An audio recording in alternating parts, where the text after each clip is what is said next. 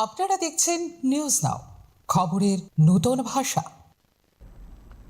আগরতলার চন্দ্রপুর তুষার সংঘ ক্লাবের উদ্যোগে 2026 সালে দুর্গাপুজোর প্রস্তুতি আনুষ্ঠানিকভাবে শুরু হলো খুঁটি পুজোর মধ্য দিয়ে। সোমবার ধর্মীয় নিয়ম নীতি মেনে পুজোর্চনার সূচনা করেন ক্লাবের সদস্যরা। এবছর কলকাতার ঐতিহ্যবাহী দক্ষিণেশ্বর কালী মন্দিরের থিমকে সামনে রেখে দুর্গাপুজোর আয়োজন করছে তুষার সংঘ ক্লাব। পূজার মোট বাজেট ধরা হয়েছে প্রায় 22 লক্ষ টাকা। থিমের সঙ্গে সামঞ্জস্য রেখে মণ্ডপ সজ্জা ও আলোকসজ্জায় বিশেষ গুরুত্ব দেওয়া হবে বলে জানিয়েছেন ক্লাব কর্তৃপক্ষ। খুঁটি পুজো অনুষ্ঠানে উপস্থিত ছিলেন ক্লাবের কনভেনার বিশ্বজিৎ রায় এবং সম্পাদক কৃষ্ণ সাহা সহ অন্যান্য সদস্যরা। ক্লাবের পক্ষ থেকে জানানো হয়েছে, এবারের পুজোকে আকর্ষণীয় এবং দর্শনার্থীদের জন্য স্মরণীয় করে তুলতে ইতিমধ্যেই প্রস্তুতি শুরু হয়েছে।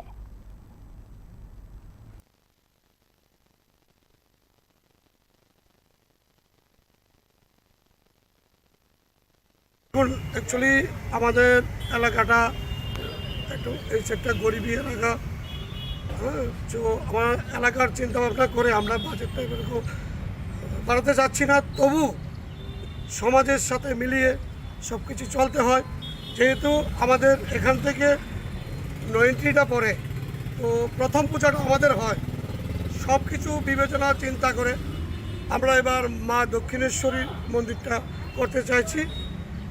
যিনি করবেন ওনার বাড়ি নবদ্বীপ, ওনার নাম সঞ্জিত দেবনাথ।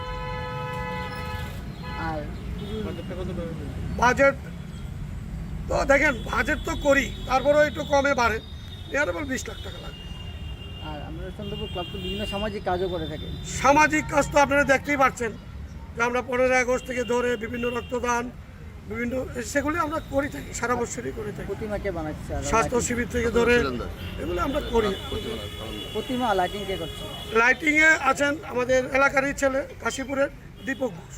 আর প্রতিমা প্রতিমা হলো আড়ালিয়ার শৈলেন দাস। উনি প্রত্যেক বছরই আমাদের মায়ের মূর্তি ওনার থেকে আনা হয়। রাজ্যবাসীর উদ্দেশ্যে কি মেসেজ থাকবে ক্লাবের পক্ষ থেকে? রাজ্যবাসীর উদ্দেশ্যে আমাদের ক্লাবের তরফ থেকে সবাই যেন সুস্থ থাকে, ভালো থাকে। এবার